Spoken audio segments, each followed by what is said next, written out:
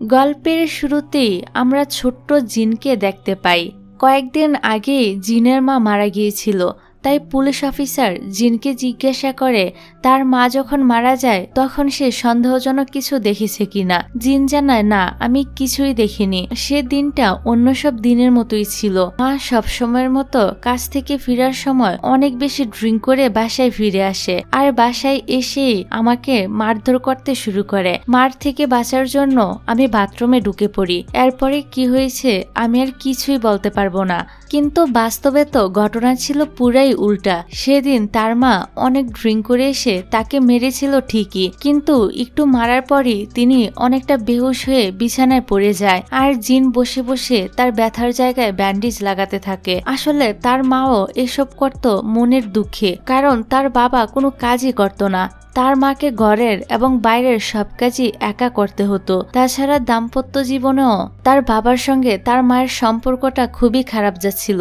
একটু পরই জিনের বাবাও বাড়ি ফিরে আসে। জিন তার বাবাকে বলে, মা আজকাল আমার গায়ে অনেক বেশি হাত তোলে, তুমি কি মাকে কিছু বলতে পারো না? বাবা বলে, আমিও তোমার মায়ের ওপর খুবই অতিষ্ঠ হয়ে গেছি, তার কাছে তো আমি ডিভোর্সও চাচ্ছি, কিন্তু দিচ্ছে না। এসব কথা বলতে বলতে জিনের বাবা তার মায়ের পা ধরে টানতে টানতে হেসড়ে বাইরে নিয়ে যেতে থাকে। সেদিন আবার অনেক বৃষ্টি হচ্ছিল, যার কারণে সিঁড়িগুলো খুবই পিচ্ছিল ছিল। এই সুযোগে জিনের বাবা করে কি তার মাকে উপর থেকে ঠেলে ফেলে দেয়, যাতে করে সবাই মনে করে তার মা মাতাল অবস্থায় পা পিছলে পড়ে গিয়ে মারা গিয়েছে। মায়ের পড়ে যাওয়ার শব্দ শুনে জিন বাইরে আসে আর বাবাকে জিজ্ঞাসা করে, তুমি কি মাকে ফেলে দিয়েছ?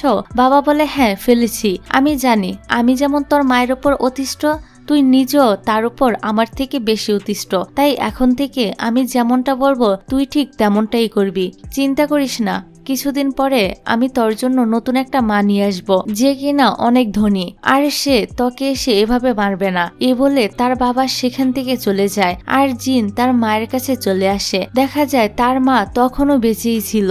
তিনি জিনের কাছে সাহায্যও চায়, কিন্তু জিন তার মাকে কোনো সাহায্য না করে এখান থেকে চলে যেতে চায়। ঠিক তখনই তার মা সাহায্যের জন্য আবারও তার পা ধরে, কিন্তু জিন তার মার হাতটা সরিয়ে সেখান থেকে চলে যায়। যা দেখে আমরা বুঝতে পারি জিন কতটা নিষ্ঠুর আর পাষাণ মনের মেয়ে। নিজের মাকে এভাবে মরার মধ্যে ফেলে রেখে সে চলে যায়। যাক, এভাবে অনেকগুলো বছর কেটে যায়।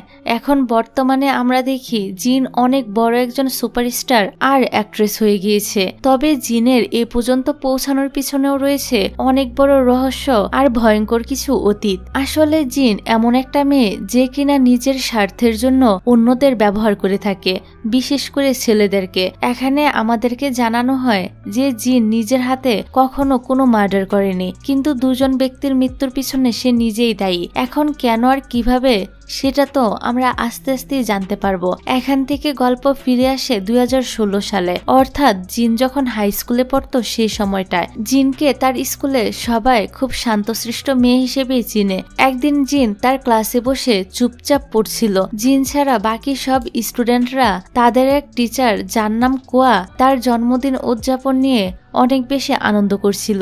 তখনই দেখা যায় মিস কোয়ার ফিয়োন্সে গাড়ি থেকে নেমে ক্লাসের দিকে আসছিল। আসলে মিস কোয়ার কিছু ছবি স্কুলের অফিসিয়াল ওয়েবসাইটে কেউ একজন নিজের পরিচয় লুকিয়ে সেগুলো ভাইরাল করে দিয়েছে, যেটা দেখার পর পুরো স্কুলে তো হট্টগোল লেগে যায়। আর ঠিক এই জন্যই তার ফিয়োন্সে এসে পুরো ক্লাসের সামনে সেই ছবিগুলো দেখিয়ে সবার সামনে তাকে অনেক অপমান করে সম্পর্কটা ভেঙে দিয়ে চলে যায়। এই ছবিগুলোতে দেখা যায় মিস কুয়া কোনো একটা অপরিচিত লোকের সঙ্গে অন্তরঙ্গ মুহূর্ত কাটাচ্ছে, যদিও সে ছবির মধ্যে থাকা ওই লোকটার চেহারা দেখা যায় না, শুধু মিস কুয়ার চেহারাই দেখা যাচ্ছিল। ফলে মিস কুয়াকে স্কুল থেকে বের করে দেওয়া হয়। মিস কুয়া যখন প্রিন্সিপালের রুম থেকে বেরিয়ে বাড়ির দিকে যাচ্ছিল, তখনই তিনি হুচটকে পড়ে যেতে গেলে জিন এসে ওনাকে ধরে নেয়। এখানে জিনের কথা থেকে আমরা জানতে পারি এই সব কিছুর পিছনে আসলে তারই হাত রয়েছে। মিস কুয়া কিছুদিন আগে জিনকে তার মা নেই বলে অনেকগুলো কটু কথা শুনিয়েছিল, আর তাকে বেশ অপমানও করেছিল, যেটার প্রতিশোধ জিন এভাবে নিয়েছে। কি ডেঞ্জারাস মেয়ে, বুঝতে পারছেন? এখানে মিস কুয়া যখন সেখান থেকে বের হয়, তখনই সেখানে এন্ট্রি হয় সিমি নামের এই মেয়েটির। সিমি ছিল জিনের পরবর্তী টার্গেট। সিমি আর জিন একই ক্লাসে পড়ে। সিমি সবসময় প্রথম হয়ে আসছিল, কিন্তু হঠাৎ আজকে গিয়ে সে দেখতে পায় এই প্রথমবারের মতো সে দ্বিতীয় হয়েছে। তার প্রথম স্থান দখল করেছে জিন। এতে সিমি অনেকটা রেগে যায় আর টিচারের কাছে এর কারণ জানতে চাইলে টিচার তাকে জানায়, তুমি তো সবকিছুতেই ভালো নাম্বার পেয়েছো, কিন্তু আর্টে অনেক কম নাম্বার পেয়েছো। এতে করে সিমি তো আর্ট টিচারের উপর অনেক রেগে যায়। ক্লাস শেষ হলে সিমি আর্ট টিচারের সঙ্গে দেখা করতে আসলে দেখতে পায় জিন আর টিচার একসাথে কিছু কথা বলছে। সে তাদের কথা শুনতেই যাবে, ঠিক তখনই সেখানে জুন নামের এই ছেলেটি চলে আসে আর সে এসেই সিমিকে এখান থেকে নিয়ে চলে যায়। এভাবেই সেদিনের মতো জিনকে জুন বাঁচিয়ে নেয়। আসলে জুন মনে মনে জিনকে অনেক পছন্দ করে, সে তার জন্য সবকিছু করতে পারে। পরের দিন স্কুলে দেখা যায় সিমি জিনের কাছে আসে আর জিজ্ঞাসা করে গতকাল সে আর্ট টিচারের সাথে কি কথা বলেছিল। জিন খুব ঠান্ডা গলায় বলে, তোমার উচিত হবে মানুষের ব্যাপারে নাক না গলিয়ে নিজের চরকায় তেল দেওয়া। তাছাড়া সিমি যদি নিজের ভালো চায় তাহলে জিনের পিছনে না লাগলেই তার জন্য ভালো হবে। সিমি জিনের মুখে এসব কথা শুনে আরো বেশি রেগে যায়। সাথে সিমি এটাও বুঝতে পারে জিনকে দেখতে যতটা শান্তশিষ্ট আর ইনোসেন্ট মনে হয়, সে আসলে ততটাও ইনোসেন্ট না, খুবই ভয়ঙ্কর একটা মেয়ে। তার পরের সিনে দেখা যায় ক্লাসের সবাই জিনকে অভিনন্দন জানাচ্ছে ক্লাসে প্রথম হওয়ার জন্য। তারপর এক টিচার জুনকে বলে ডিবেট কম্পিটিশনের জন্য প্রিপারেশন নেওয়ার জন্য, কারণ কিছুদিন আগে সে রাইটিং কম্পিটিশনে ফার্স্ট হয়েছিল, যার জন্য সে কম্পিটিশনে অংশগ্রহণ করার সুযোগ পেয়েছে। তখন জুন টিচারকে বলে সে এই কম্পিটিশনে অংশগ্রহণ করতে চায় না, বরং এই সুযোগটা সে জিনকে দিতে চায়। জুনকে এমনটা করতে দেখে সিমির মেজাজ তো আরো বেশি খারাপ হয়ে যায়, কারণ এই সিমি আবার জুনকে পছন্দ করত আর কম্পিটিশনে জুন আর তার একসাথে অংশগ্রহণ করার কথা ছিল, যেখানে এখন জুনের জায়গায় জিন যাবে। এটা তো সিমি কোনোভাবেই মানতে পারছিল না। ফলস্বরূপ তারা যখন একসাথে কম্পিটিশনের ব্যাপারে ডিসকাশন করছিল যে কে কি কাজ করবে, তখন সিমি ইচ্ছে করে রিসার্চের নাম করে জিনকে এক সাইড করে দিতে চায়। কিন্তু জিন তো ছিল তার থেকেও বড় শয়তান, সে সিমির চালাকি বুঝে ফেলে আর তার এই সিদ্ধান্তে রাজি হয় না। ফলে সিমি আরো রেগে যায়। এবার বাড়ি ফেরার সময় সিমি তার মাকে সবকিছু বলে। তার মা সিমিকে বলে সে যেন জিনকে নিয়ে কোনো চিন্তাই না করে, কারণ সিমির বাবা অনেক প্রভাবশালী আর ধনী একজন ব্যক্তি। প্রতি বছর তিনি তাদের স্কুলে অনেক টাকা ডোনেট করে। তারা অবশ্যই এই জিনের একটা ব্যবস্থা করে ছাড়বে। তাছাড়া কিছুদিন আগে তিনি এটাও জানতে পেরেছে যে জিন নাকি অনাথ একটা মেয়ে, সে নিজের পড়াশোনার খরচ চালাতেও হিমশিম খায়। এই মেয়েকে নিয়ে সিমির এত চিন্তা করার কিছুই নেই। জিনের ব্যাপারে এসব ইনফরমেশন শুনে সিমি তো খুবই খুশি হয় আর মনে মনে একটা পরিকল্পনা করে। অন্যদিকে জুন কিছু খাবার নিয়ে জিনের বাসায় চলে আসে আর ভিতরে না ঢুকে বাইরে থেকে জিনের দিকে তাকিয়ে থাকে। এর পরের মুহূর্তে সে চোখ বন্ধ করতেই তার চোখের সামনে অতীতের কিছু সিন ভেসে ওঠে আর চোখ খুলতেই সে নিজেকে জিনের কাছে দেখতে পায়। জিন বলে অনেক রাত হয়েছে, এখন তোমার বাসায় ফেরা উচিত। কিন্তু জুন তার কাছেই থেকে যেতে চায়। জিন এখানে তার কাছে একটা নোট চায়। জুন যখন সে নোটটা দেয়, জিন তার ভিতরে একটা লেটার খুঁজে পায়। এই লেটার জুনকে কে দিয়েছে এ ব্যাপারে জুন তো নিজেও কিছুই জানতো না। জিন এবার লেটারটি খুলে দেখে এটা তো একটা লাভ লেটার। চিঠি পড়ে তারা জানতে পারে এই লেটারটি আসলে সিমি জুনকে দিয়েছে। জুন জিনকে চিঠিটা ফেলে দিতে বলে, কিন্তু জিন বলে না, তোমার উচিত এই চিঠিটার উত্তর দেওয়া আর এই কাজে আমি নিজে তোমাকে সাহায্য করব। যাই হোক, পরের দিন স্কুলের সবাই জিনকে নিয়ে গসিপ করছিল, কারণ কেউ একজন পুরো স্কুলে হিউমার ছড়িয়ে দিয়েছে যে জিন একটা অনাথ আর খুবই গরিব পরিবারের একটা মেয়ে, এমনকি তার মাও নেই। ফলে স্কুলের সবাই জিনকে অন্যভাবেই দেখছিল আর এটা ছিল সিমির কাজ। সে আগের দিন এই পরিকল্পনাই করেছিল যে জিনকে সে সবার সামনে এভাবেই অপদস্থ করবে। এদিকে সিমির মা টাকা দিয়ে জিনকে কম্পিটিশন থেকে বের করে দেয়। তারপর টিচার জিনকে বলতে থাকে ফাইনাল কম্পিটিশন আসতে আর বেশি সময় বাকি নেই, তাই একদম নতুন কাউকে তারা নিতে চাচ্ছে না। সবকিছুর পরেও যদি তারা নতুন কাউকে নিতে চায় তাহলে কিছু স্টুডেন্টদের বাবা মারা অলরেডি হুমকি দিয়েছে যে তারা এর বিরুদ্ধে কমপ্লেন করবে। এই কথা শুনে জিন তো খুব শান্তভাবে বলে, কার কার বাবা মা হুমকি দিয়েছে?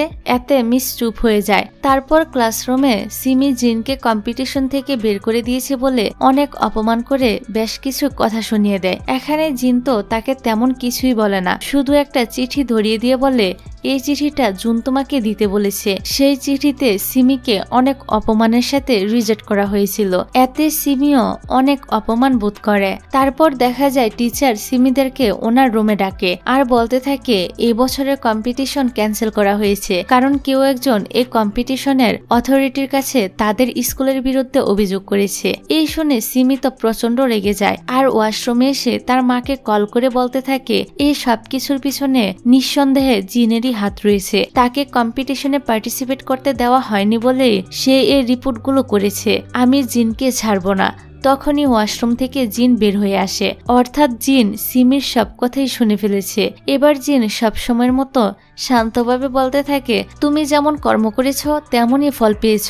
আমি একজন অনাথ, আমার মানে এসব কথা তো তুমি স্কুলে ছড়িয়েছ, এটা আমি খুব ভালো করেই জানি, কিন্তু আমি তোমাকে ধন্যবাদ জানাতে চাই, কারণ তোমার জন্য আমার এই বোরিং স্কুল লাইফটা এখন অনেক বেশি এন্টারটেইনিং হয়ে গিয়েছে। এই বলে জিন অনেকটা ভাব নিয়ে এখান থেকে চলে যায়, যেটা দেখে সিমির তো আরো বেশি ফাটতে থাকে।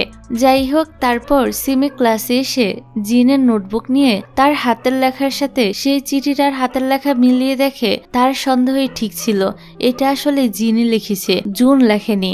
অন্যদিকে আমরা একটা স্ক্যামের ব্যাপারে জানতে পারি, যে স্ক্যামটা জিন পরিচালনা করত সবার নজর থেকে লুকিয়ে। সেই স্ক্যামটা হলো স্কুলের শিক্ষার্থীদের তাদের নানা প্রয়োজনে ছোট ছোট লোন দেওয়া, যে লোনের বদলে তারা অনেক বেশি সুদ নিত।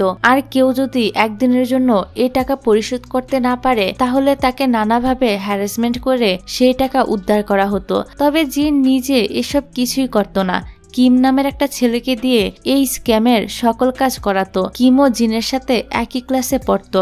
এদিকে তো সিমি অনেক রেগে টেগে এক বালতি পানি এনে জিনের উপর ঢেলে দেয়, কারণ জিন নিজে চিঠি লিখে তাকে এতটা অপমান করেছে। জিনও কম না, সে তার এ অবস্থা নিয়ে ক্লাসরুমে চলে আসে। তাকে এভাবে দেখে ক্লাসের সবাই তো একদম অবাক হয়ে যায়। আর এই অবস্থায় ক্লাসে আসার কারণ হলো সে সবার সামনে ইনোসেন্ট সাজার চেষ্টা করে। আর জুন দৌড়ে এসে তাওয়াল নিয়ে তার গাটা ঢেকে দিয়ে এখান থেকে রেস্টরুমের দিকে নিয়ে যায়। যাওয়ার সময় তাদের সাথে কিমের আবার দেখা হয়ে যায়। তাদের এই অবস্থা দেখে কিম জিজ্ঞাসা করে তাদের কি হয়েছে, তবে তারা দুজনের কেউই তার সাথে কোনো কথাই বলে না। আসলে সে স্ক্যামের কারণে তারা কেউই স্কুলে কিমের সাথে কথা বলতো না, যাতে করে কারোর কোনো সন্দেহ না হয়। এখানে আমরা জানতে পারি জিন কি করে কিমের সাথে হাত মিলিয়েছিল। আসলে এই কিমের আবার চুরি করার স্বভাব ছিল। একদিন কিম একজনের সাথে ঝগড়া করে না পেরে তার ব্যাগ থেকে এয়ারপোর্ট চুরি করছিল। তখনই সেখানে জিন চলে আসে। জিনকে দেখে কিম একটু ভয় পেলে জিন বলে, ভয় পাওয়ার দরকার নেই, আমি কাউকে কিছুই বলবো না। কিম বলে, এর বদলে তাহলে তুমি আমার কাছে কি চাও? এই সুযোগে জিন তার এই স্ক্যামের কাজে কিমকে ঢুকিয়ে নেয় আর বলে, এই কাজের বদলে তুমি টাকাও পাবে। আর এই কিমের আবার তার বাবার সাথে সম্পর্কটা খুব একটা ভালো ছিল না, যার কারণে সে টাকার জন্য জিনের কথায় রাজি হয়ে যায়। যাই হোক, তারপর একদিন ক্লাসরুমে বসে কিম জিনের সাথে সেই স্ক্যামের বিজনেসের ব্যাপারেই কথা বলছিল, যেখানে তার ফোনে জিনের নাম সেভ করা ছিল বস নামে। ঠিক তখনই তাদের টিচার তার কাছ থেকে একটা হিসাবের খাতা খুঁজে পায়, যেখানে অনেক স্টুডেন্টের নামের পাশে বিভিন্ন সংখ্যা লেখা ছিল, যেটা দেখে টিচারের সন্দেহ হয় আর কিমকে বলে সে নোটটা দেখানোর জন্য, কিন্তু কিম তো সেটা দেখাতে চায় না। আর এখানে জোরাজোরির এক পর্যায়ে কিমের ফোনটা ভুল করে তার কাছ থেকে পড়ে যায়, যেটা আবার গিয়ে পড়ে সিমির কাছে। ফোনে কোনো লক না থাকায় সিমি জিন আর কিমের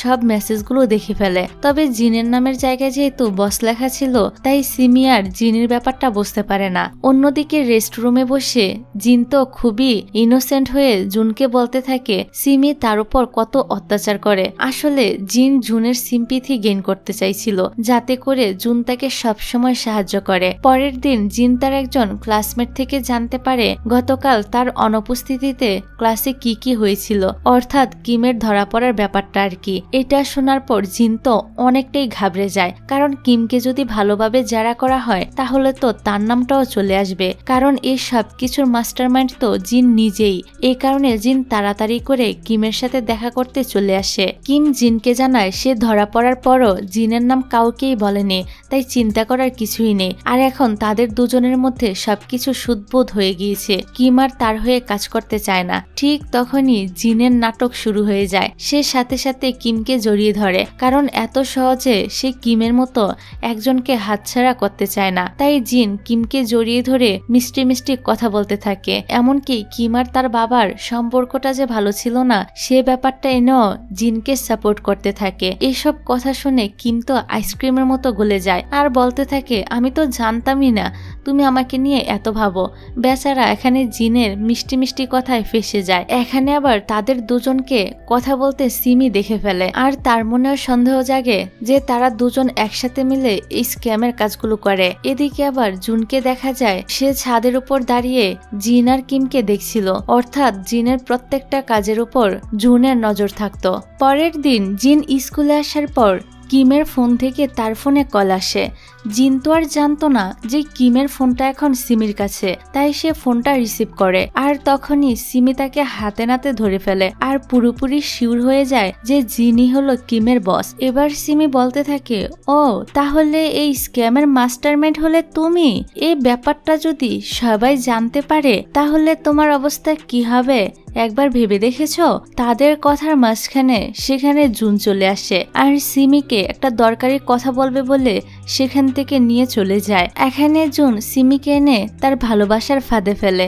সে বলে, ওই চিঠিটা যে আমি লিখিনি এটা তো তুমি অলরেডি জেনেই গিয়েছ। তো শোনো, আমার একটা কথা আছে, আমিও তোমাকে পছন্দ করি, আমরা দুজনকে এখন রিলেশনে যেতে পারি? সিমি রাজি হলে জুন বলে, তবে আমার একটা শর্ত আছে, সেটা হলো এখন থেকে তোমাকে জিনের থেকে দূরে থাকতে হবে, তাকে আর কোনোভাবে বিরক্ত করতে পারবে না।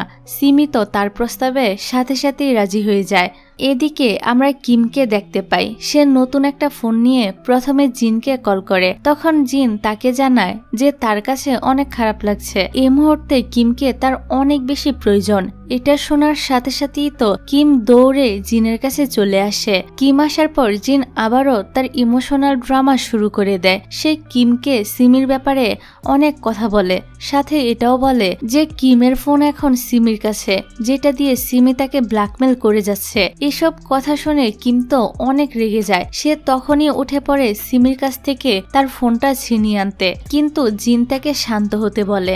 এবার কিম জিনকে জিজ্ঞাসা করে তারে বিপদের মধ্যে জুন কোথায়, সে কেন তাকে সাপোর্ট করছে না? এমনিতে তো জুন সবসময় তার আশেপাশেই থাকে। জিন তখন মিষ্টি সুরে বলতে থাকে, আমি জুনের থেকে তোমাকে অনেক বেশি বিশ্বাস করি, তাই তো জুনকে না ডেকে আমি তোমাকে এখানে ডেকেছি। এই কথা শুনে জুন তো আরো বেশি গলে যায়। সে জিনের উপর একদম ইমপ্রেস হয়ে যায় আর তার জন্য সবকিছু করতে রাজি হয়ে যায়। পরের দিন আমরা ক্লাসরুমে দেখতে পাই তাদের এক টিচারের বিয়ের অনুষ্ঠানের উপলক্ষে তাদের ক্লাসমেট সবার কাছ থেকে টাকা উঠাচ্ছিল। জিন টাকা দিতে চাইলে ক্লাসমেট জিনের থেকে টাকা নিতে চায় না, কারণ সে জানতে পেরেছিল জিন অনেক গরিব। জিন বিষয়টা বুঝতে পারে যে কেন মেয়েটা তার থেকে টাকা নেয়নি, তাই সে মেয়েটাকে বলে, এইসব গুজবে কান্না দিয়ে শোনো, আমি তোমাকে একটা খবর দেই, তোমরা তো কেউ জানোই না আমাদের মিসের কার সাথে বিয়ে হবে। এখানে জিন মেয়েটির কানে কানে মিসের কার সাথে বিয়ে হবে সেটা জানায়। অন্যদিকে সিমি তার ফ্রেন্ডদেরকে বলে সে আর জুন এখন রিলেশনশিপে রয়েছে। তার ফ্রেন্ডেরা তো এই কথা বিশ্বাসই করতে পারে না, কারণ জুন হলো জিনের বেস্ট ফ্রেন্ড আর জিনের সাথে তো সিমির সাপ আর বেজির মতো সম্পর্ক।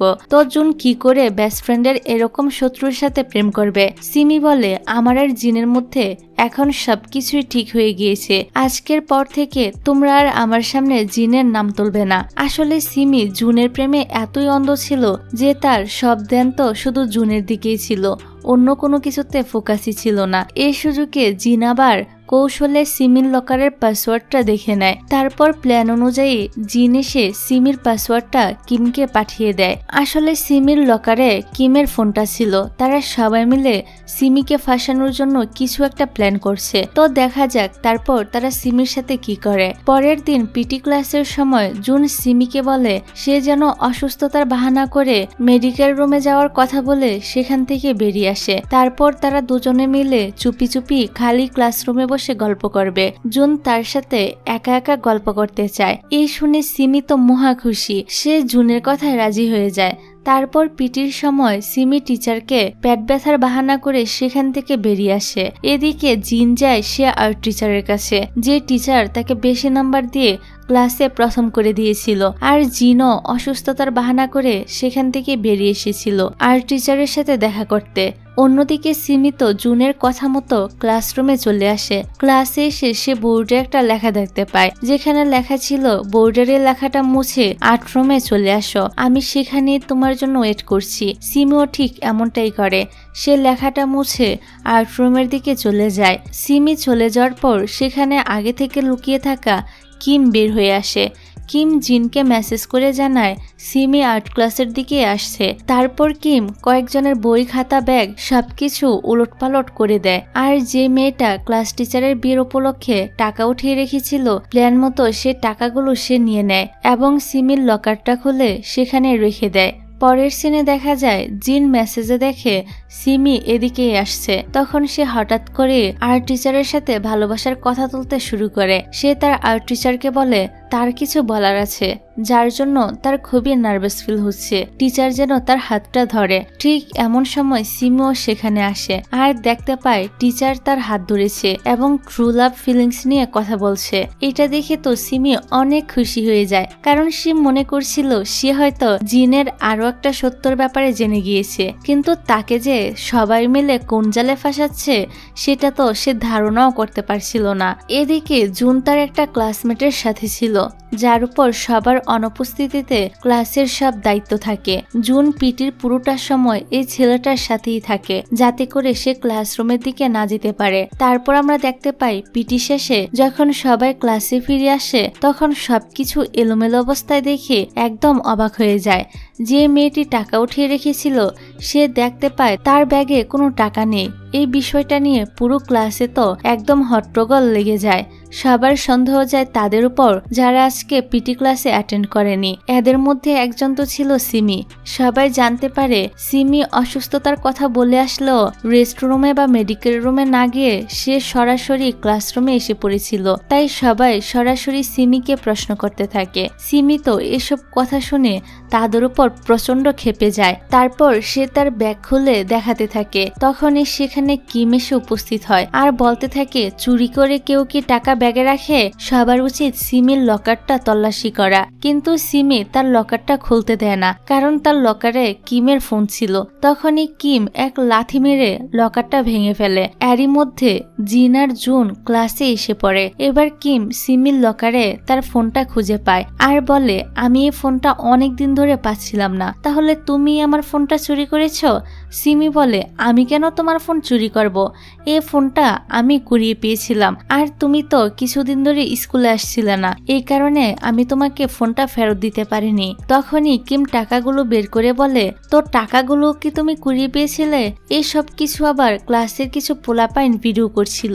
সিমি তো তার লকারে টাকা দেখে খুবই অবাক হয়ে যায়, সাথে এখানে সে পুরোপুরি ফেসেও যায়। এবার ক্লাসের সবাই তাকে বুলি করতে শুরু করে। কেউ কেউ তো বলছিল পুলিশকে ফোন করতে। তার এই অবস্থা দেখে জুন দূর থেকে হাসছিল আর বলছিল এখনো তোমার সাথে অনেক কিছু হওয়ার বাকি আছে। জিনের এই কথা শুনে সিমি জিনের উপর আরো বেশি রেগে যায় আর সে এখানে জিন আর আর্ট টিচারের মধ্যে সম্পর্কের ব্যাপারে সবাইকে জানিয়ে দেয়। সিমি বলে আজকে সে জিন আর টিচারকে একসাথে প্রেম করতে দেখেছে। জিন তো আমার থেকেও বড় দোষী, টিচারের সাথে প্রেম করে বেড়াচ্ছে, আর এই কারণেই তো ওই টিচার আমাকে কম নাম্বার দিয়ে জিনকে বেশি নাম্বার দিয়েছে এবং জিনকে প্রথম হতে সাহায্য করেছে। এমনকি এখানে সে তো জিন কিমের সাথে সেই স্ক্যামে জড়িত আছে এই কথাটাও বলে। আর এই সব কিছু জিনই প্ল্যান করে তাকে এই কাজে ফাঁসিয়ে দিয়েছে। কিম তখন বলে ওঠে তুমি যে এসব কথা বলছো তোমার কাছে কি কোনো প্রমাণ আছে? সিমি বলে হ্যাঁ আছে, তোমার এই ফোনের মধ্যেই রয়েছে। জিন আর তোমার মধ্যে হওয়া সব চ্যাটিং আমি দেখেছি, যেখানে বস নাম দিয়ে তুমি জিনের নাম সেভ করে রেখেছ। এবার কিম সিমিকে তার ফোনটা দিয়ে বলে তাহলে এখনই সবাইকে দেখাও তুমি আসলে কোন ব্যাপারে কথা বলছো। সিমি ফোনটা নেয়, কিন্তু কোথাও সে আর তাদের চ্যাটিং খুঁজে পায় না। আর পাবেই বা কি করে? কিম তো অনেক আগেই এগুলো ডিলিট করে ফেলেছে। এখানে সিমি আবারও সবার সামনে ভুল প্রমাণিত হয়। তখনই ক্লাসে সে টিচার চলে আসে যার বিয়ে উপলক্ষে সবাই টাকা উঠিয়েছিল। সিমি এখানে আবারও জিনার টিচারের সম্পর্কের কথাটা তোলে আর বলে, আমি নিজের চোখে দেখেছি তারা দুজনের হাত ধরে বসে রয়েছে এবং ট্রু লাভ নিয়ে কথা বলছে। এই কথাটা শুনে ওই টিচার তো খুবই ক্ষেপে যায় আর সিমিকে সজোরে একটা চড় মারে। আসলে এই টিচারের এত রেগে যাওয়ার কারণ হলো উনার সাথেই আর টিচারের বিয়ে হওয়ার কথা ছিল। তারপর জিন সবার সামনে এসে বলে, আসলে আজকে আমি আর্ট টিচারের সাথে একটা কাউন্সেলিং ক্লাস করছিলাম আর টিচার আমাকে ট্রু লাভ নামের একটা কাউন্সেলিং সেন্টারে পাঠাতে চাচ্ছিল, সেটা নিয়েই আমাদের কথা হয়েছে। এই সব কিছু শোনার পর সিমি তো পাগলের মতো করতে থাকে, কারণ পুরো ক্লাস এখন সবকিছুর জন্য তাকেই দায়ী করছিল। সিমি এখানে ভালোভাবেই বুঝতে পারে এই পরিকল্পনা শুধু জিনের একার না, তার সাথে জুন আর কিমও ছিল। সিমি জুনকে এসে জিজ্ঞাসা করে, তুমি আমার সাথে এমনটা কেন করলে? জুন তার কানে কানে বলে, আমি তোমাকে আগেই বলেছিলাম জিনের থেকে দূরে থাকতে। এবার সিমির বিচার করার জন্য তাকে টিচার রুমে নিয়ে যাওয়া হয়। অন্যদিকে ক্লাসে যারা তার ভিডিও করেছিল তারা সবকিছু অনলাইনে পাবলিক করে দেয়। মুহূর্তের মধ্যে চারদিকে খবরটা ছড়িয়ে যায়, কারণ সিমির বাবা ছিল একজন নামকরা উকিল। এত বড় একজন উকিলের মেয়ে হয়ে সে চুরির মতো এত নিকৃষ্ট একটা কাজ করেছে বলে সবাই তার বাবাকে নিয়ে উল্টাপাল্টা কথা বলতে থাকে। এভাবে তার পরিবারের মান সম্মানও ধুলি মিশে যায়। যে পরিবারের মান সম্মান নিয়ে সিমি এত অহংকার করেছিল এবং জিনকে নিচু করেছিল, সে মান সম্মান এখন পুরাই ধুলোই মিশে গেছে। জিন হারে হারে সিমির কাছ থেকে বদলা নিয়ে নেয়। তারপর সিমি যখন স্কুল থেকে চলে যাচ্ছিল তখন সে জিনকে দেখে জিনের কাছে এসে বলে, তুমি যাই করো না কেন তুমি আমার কিছুই করতে পারবে না, কারণ আমার পরিবার অনেক প্রভাবশালী, তাদের ক্ষমতার কাছে তুমি কিছুই না। জিন তখন তাচ্ছিল্যের সুরে বলে, তুমি তোমার বাবার ক্ষমতার কথা বলছো? এর আগে আমার কথা শোনো। তুমি কি জানো মিস কুয়ার সাথে অবৈধ সম্পর্ক কার ছিল? সেটা তো তোমারই বাবা। আসলে ওই মিস সিমিকে পড়ানোর জন্য তাদের বাসায় যেত, ওইখান থেকে তার বাবার সঙ্গে সম্পর্কে জড়িয়ে যায়। জিন আরো বলে, এই খবরটা যদি চারদিকে পাবলিক হয়ে যায় তাহলে তোমার বাবার ক্ষমতা কতটুকু থাকবে? আমি তো সেটাই ভাবছি। তোমার পুরো ফ্যামিলি নিয়ে সবাই তো ছি ছি করবে, লোকে বলবে যেমন বাবা তার তেমনই মেয়ে। তাই বলছি, আমাকে হারানোর কথা বাদ দিয়ে যতটুকু ধ্বংস হওয়ার বাকি আছে তা নিয়েই খুশি থাকো, এটাই তোমার জন্য ভালো হবে। সবশেষে জিন তাকে ধন্যবাদ জানায় তার টার্গেট হওয়ার জন্য। এই বলে সেখান থেকে চলে যায়। আর পরের সিনে দেখা যায় জিন তার মায়ের স্মৃতি সংগ্রহ করার হলে আসে আর মাকে বলে, কেমন আছো মা? ওইখানে সবকিছু ঠিক আছে তো?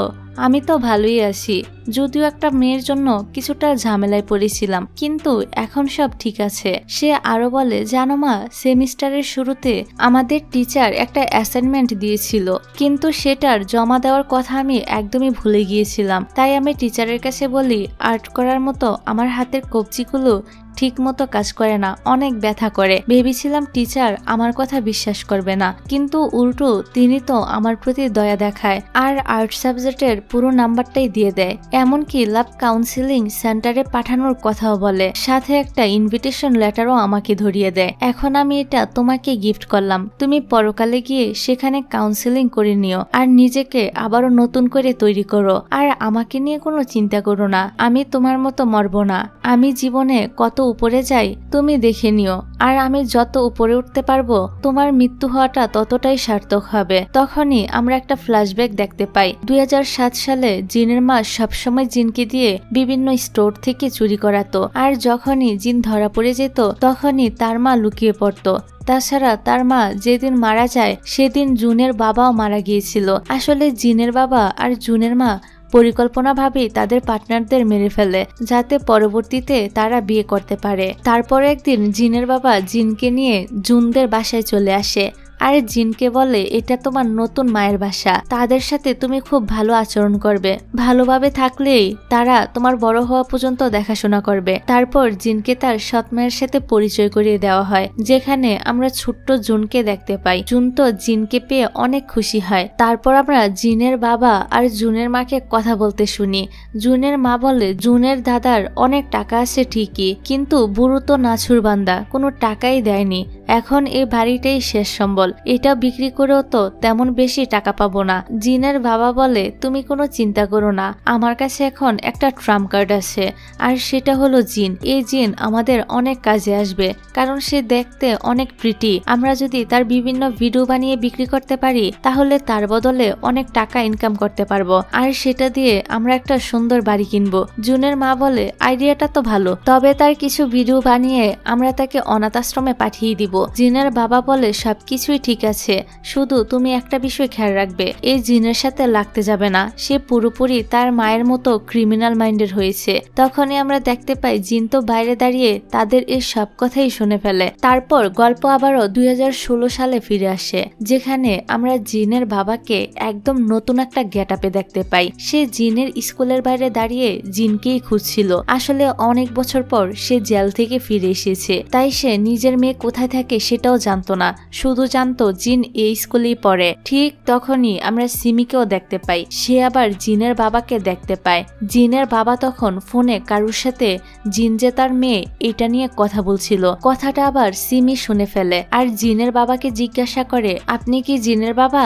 জিনের বাবা হ্যাঁ জানালে সিমি ওনাকে স্কুলের ভিতরে নিয়ে যায়। এদিকে আমরা কিম আর জিনকে একসাথে দেখতে পাই। কিম ওই দিন সিমির লকার থেকে তার পার্সোনাল একটা ডায়েরিও নিয়েছিল।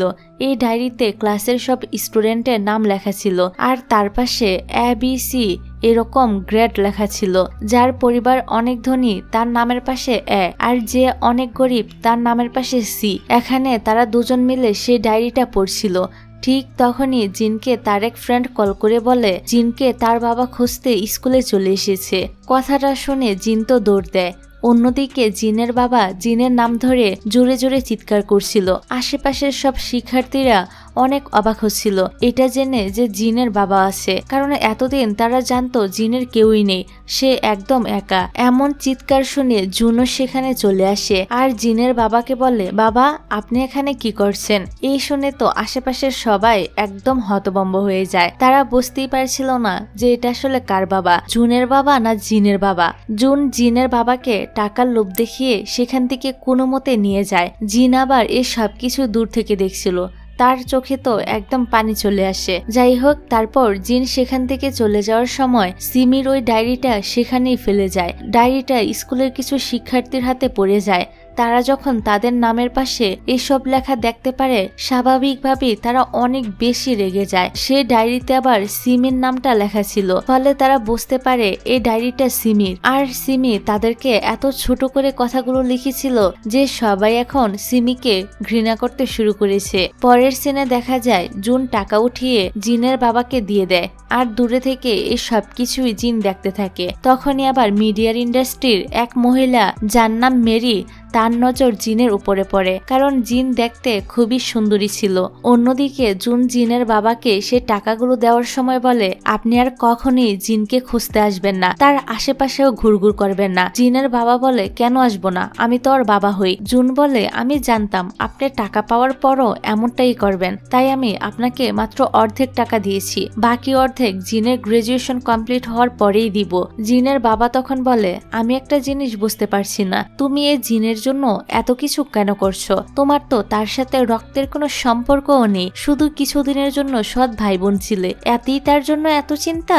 যাওয়ার সময় জিনের বাবা জিনকে দেখে তার মাথায় হাত বুলিয়ে দিয়ে বলে, তোমার সাথে আবারও দেখা হবে। জিনের বাবা চলে যাওয়ার পর সেখানে মেরি আসে, আর জিনকে বলে, তুমি কি অ্যাক্ট্রেস হতে চাও? কিন্তু জিন তো ছিল খুবই ভালো একজন স্টুডেন্ট, সে অনেক কষ্ট করে লেখাপড়া করে এ পর্যন্ত এসেছে, তাই সে এখন তার পড়াশোনা নিয়ে থাকতে চায়। এই কারণে সে মেরিকে সরাসরি মানা করে দেয়। এদিকে কিম বাসায় ফিরে দেখে তার বাবা তার ছোট ভাইকে ধরে মারধর করছে। কিম তার বাবাকে থামানোর চেষ্টা করে আর বলে, আপনার যা করার আমাকে করেন, আমার ভাইকে ছেড়ে দেন। তখন তো কিমের বাবা তার উপর রেগে গিয়ে ছুরি বের করে ফেলে। কিম তার বাবাকে থামাতে গেলে তার বাবা আরো বেশি হিংস্র হয়ে ওঠে, আর ঠিক সে মুহূর্তে কিম নিজেকে বাঁচাতে ছুরিটা নিয়ে হস্তহস্তি করার সময় তার বাবার শরীরেই ঢুকে পড়ে এবং সেখানে তার বাবার মৃত্যু হয়।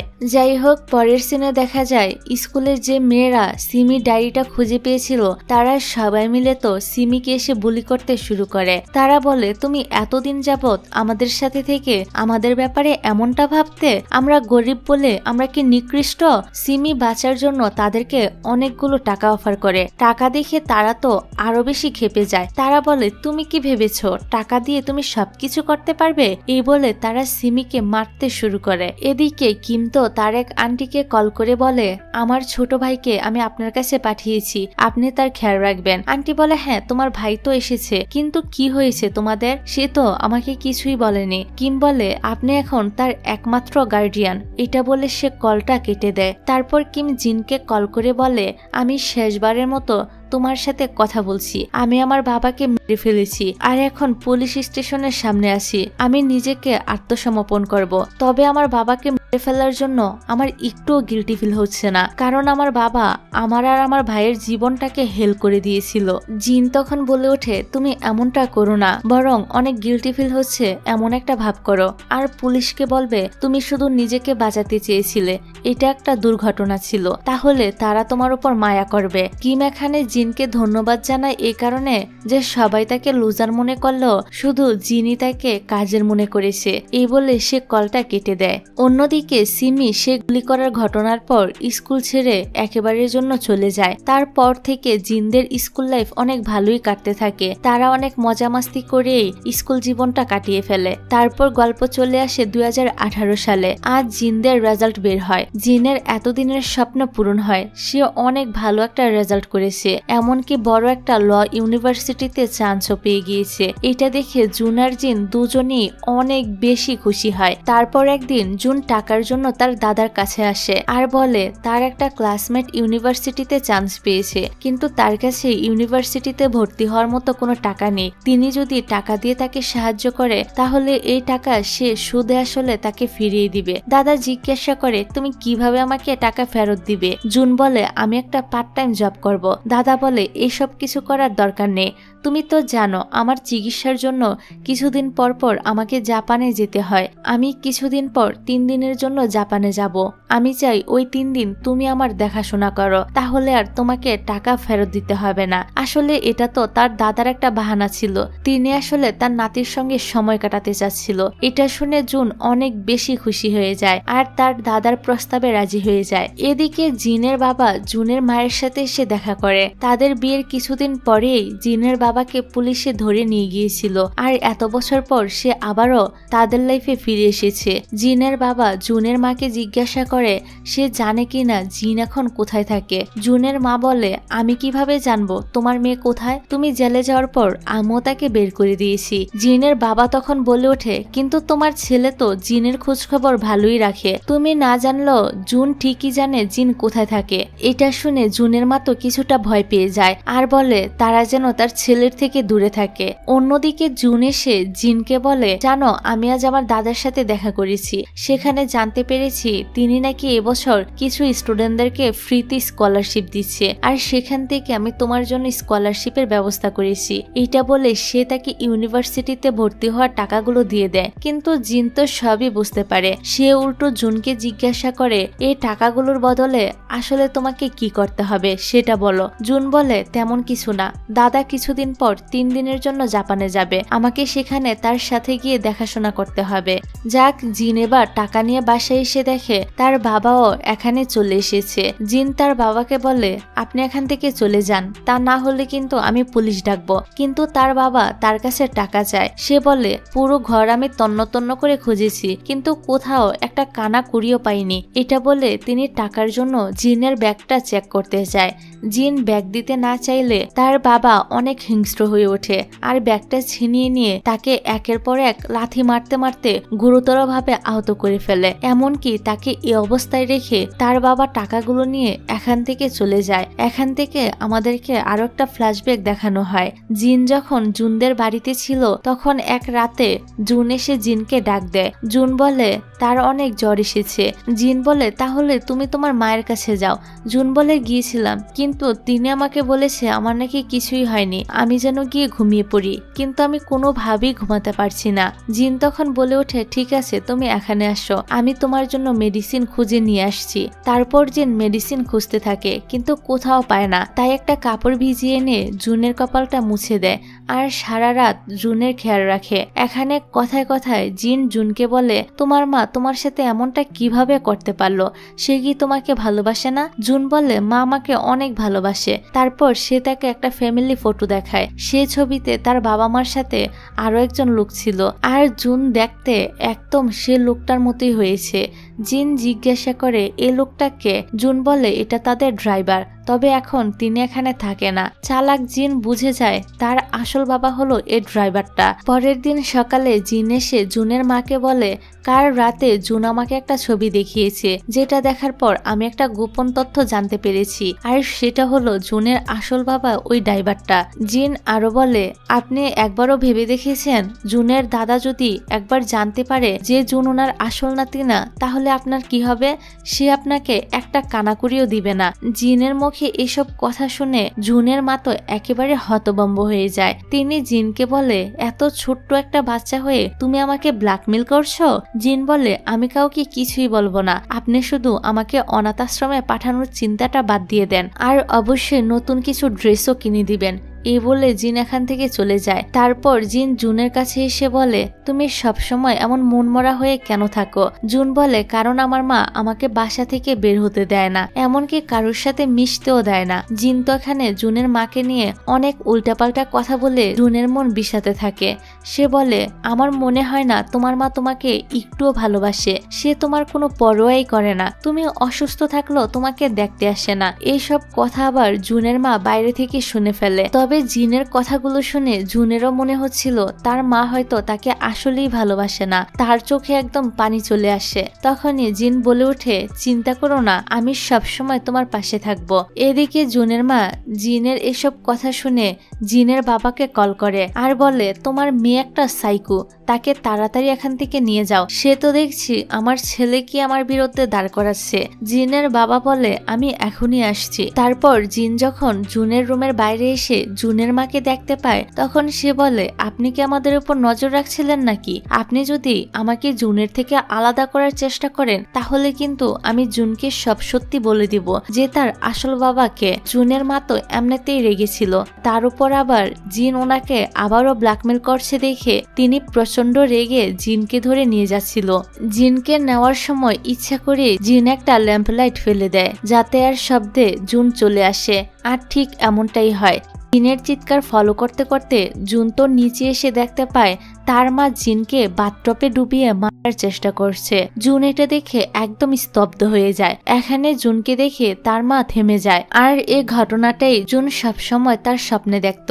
যাক, এই সুযোগে জিন আবার দৌড় দিয়ে জুনকে সাথে নিয়ে চলে যায়, আর যেতে যেতে জুনকে বলে, তুমি এখনই একটা অ্যাম্বুলেন্সকে কল করবে আর বলবে যে একটা মেয়ে উপর থেকে পড়ে গিয়েছে। এটা বলে সে জুনকে নিচে রেখে উপরে চলে যায়। জুন তো জিনের কথা মতো অ্যাম্বুলেন্সে কল করে বলে একজন মেয়ে উপর থেকে পড়ে গিয়েছে। ঠিক তখনই সে দেখতে পায় জিন তার চোখের সামনে উপর থেকে পড়ে যাচ্ছে। এটা দেখে সে তো একদম হতভম্ব হয়ে যায় আর তার চোখে পানি চলে আসে। তারপর আমরা হসপিটালের দৃশ্য দেখতে পাই, যেখানে এসে জিনের বাবা চিৎকার করে জুনের মাকে বলছিল, আমি তোমাকে কতবার বলেছি জিনের খেয়াল রাখতে। এখন তো তার মুখে অনেক আঁচড় পড়ে গিয়েছে, এমনকি সব জায়গায় ব্যান্ডেজ লাগানো। এই অবস্থায় আমরা তার ভিডিও করব কিভাবে? জুনের মা বলে, এসব টাকা পয়সা আমার কিছুই লাগবে না, তুমি শুধু তোমার সাইকো মেয়েকে নিয়ে এখান থেকে চলে যাও। এই পিচ্ছি মেয়ের কত বড় সাহস, সে উপর থেকে কিভাবে নিজের জানের পরোয়া না করে লাফ দিয়েছে। তারা দুজন যখন এসব নিয়ে জোরে জোরে কথা বলছিল, তখন জুন এসে জিনের কান চেপে ধরে বলে, তোমার এসব কথা শুনতে হবে না। জিন বলে, আমার এই অবস্থা দেখে তুমি কেন কান্না করছো?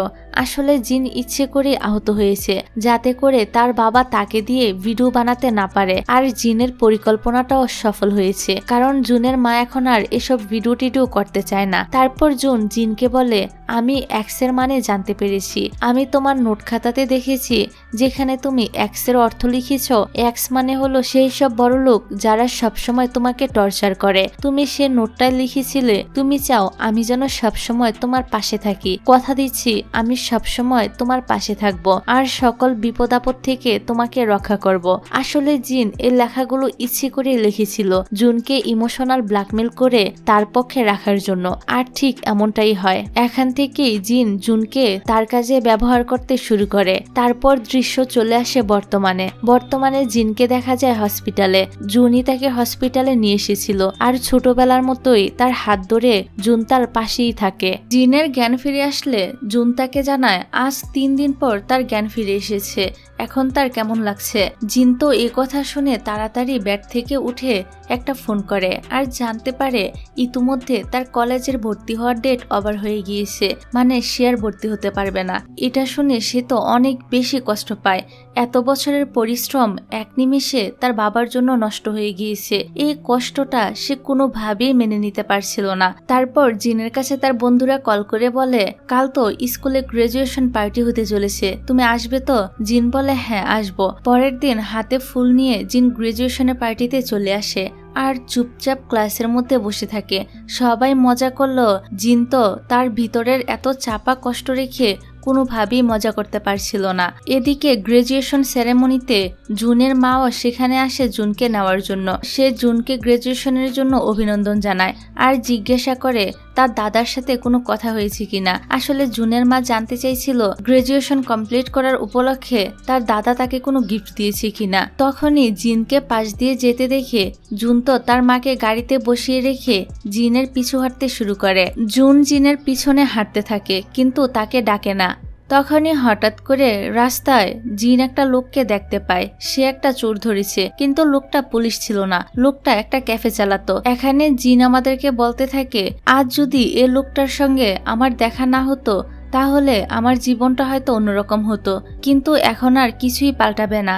সে এক দৃষ্টিতে লোকটার দিকে তাকিয়ে থাকে আর তার মাথার ভিতরে একটা নতুন প্ল্যান তৈরি হয়। তো পরবর্তীতে নিজের স্বার্থে এই ছেলেটাকে কিভাবে জিন ব্যবহার করে তা তো আমরা এর পরের পর্বেই জানতে পারবো। আর এরকম একটা সিনের মধ্য দিয়ে এই পর্বটা এখানেই শেষ হয়। তো পরের পর্বগুলো দেখার জন্য অবশ্যই আমাকে কমেন্ট করে জানাতে হবে। আর ভিডিওটা ভালো লাগলে একটা লাইক দিয়ে আমার চ্যানেলটাকে অবশ্যই সাবস্ক্রাইব করে রেখো, কারণ এখন থেকে এই চ্যানেলে কোরিয়ার সবচেয়ে সুন্দর সুন্দর ড্রামাগুলো নিয়ে আসা হবে। তো আজকের ভিডিওটা এখানেই শেষ করছি। ভালো থেকো, সুস্থ থেকো, আল্লাহ হাফেজ।